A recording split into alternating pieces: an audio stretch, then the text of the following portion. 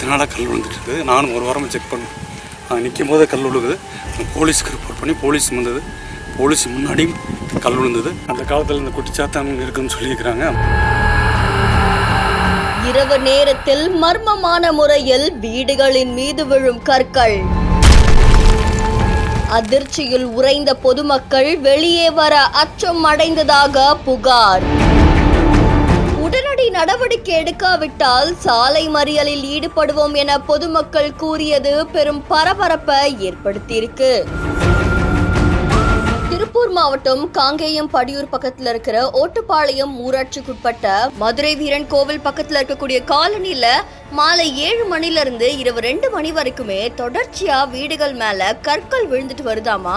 இதனால அவங்களுடைய ஓடுகள்லாம் உடஞ்சிருக்கான். அது மட்டும் இல்லாம குழந்தைகள்ல இருந்து பெண்கள் முதியவங்கன்னு பல பேருமே தூங்காத ரொம்ப பயத்தான சூழ்நிலையிலேயே அவங்க வாழ்றதா சொல்லப்படுது. அது மட்டும் இல்லாம இதை பத்தி ஏற்கனவே காங்கேயம் காவல்துறையில புகார் கொடுத்தோம்.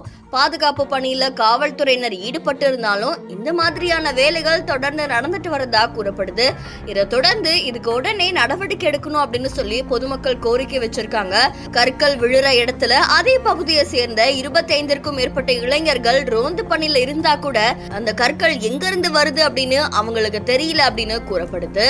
இதை தொடர்ந்து காவல்துறையும் மாவட்ட நிர்வாகமும் இது தொடர்பா உடனடியா நடவடிக்கை எடுக்கல அப்படின்னா திருப்பூர் காங்கேயம் சாலையில இருக்கக்கூடிய படியூர் சாலையில சாலை மறியல் போராட்டத்தில் ஈடுபடுவதா பொதுமக்கள் தெரிவிச்சதா கூறப்படுது. ஒரு பக்கம் முன்னோர்கள் சொன்ன மாதிரி இது அமானுஷ சக்தியுடைய வேலையா அப்படின்ற மாதிரியும் பொதுமக்கள் அச்சத்துல ஆழ்ந்திருக்கிறதா கூறப்படுது. இந்த செய்தி தொடர்பான உங்களுடைய கருத்துக்களை நம்மளுடைய பிஹைண்ட்ஸ்ல பதிவு செய்யுங்க. மேலும் செய்திகளுக்கு ஃபாலோ பண்ணுங்க.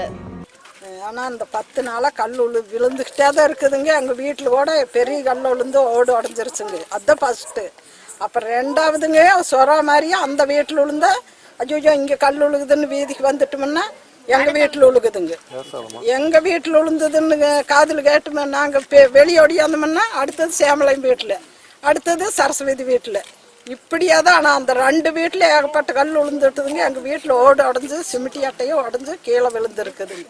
ஆனால் கல் தொடர்ந்து விழுந்துட்டே இருக்குதுங்க ஒரு வாரமாக. அது 3 நாளாக எங்கள் வீட்டில் இப்போ அத்தனை கல் கிடக்குது வந்து.